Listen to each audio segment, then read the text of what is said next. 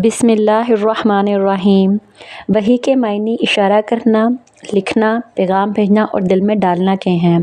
رسول اللہ صلی اللہ علیہ وآلہ وسلم پر وحی جن صورتوں میں نازل ہوتی تھی وہ درج ذیل ہیں۔ سچے خواب۔ رسول اللہ صلی اللہ علیہ وآلہ وسلم کو نبوت سے پہلے سچے خواب آتے تھے اور انبیاء کے خواب سچ ہوتے ہیں۔ القا فی القلب یعنی دل میں ڈالنا۔ رسول اللہ صلی اللہ علیہ وآلہ وسلم نے فرمایا، جبریل میرے دل پر کلام القا کرتے تھے۔ سلسلۃ الجرس یعنی گھنٹی کی آواز۔ آپ صلی اللہ علیہ وآلہ وسلم آرام فرما ہوتے کہ یکایک آپ کو گھنٹی کی آواز سنائی دیتی اور کلام گھنٹی کی آواز کی صورت میں آپ کے قلب پر نازل ہو جاتا۔ وحی کی یہ صورت سب سے زیادہ سخت تھی۔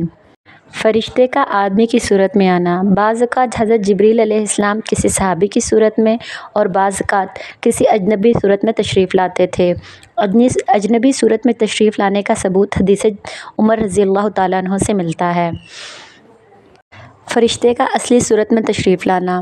اس بات کا ثبوت اس سے ملتا ہے کہ رسول اللہ صلی اللہ علیہ وآلہ وسلم نے حضرت جبریل علیہ السلام کو دیکھا ہوا تھا۔ اللہ تعالیٰ کا فرشتے کے بغیر براہ راست گفتگو فرمانا، جیسا کہ حضرت موسیٰ علیہ السلام سے اللہ تعالیٰ کلام فرماتے تھے، آپ صلی اللہ علیہ وآلہ وسلم سے کلام فرمانے کا ثبوت معراج کے موقع پر ملتا ہے۔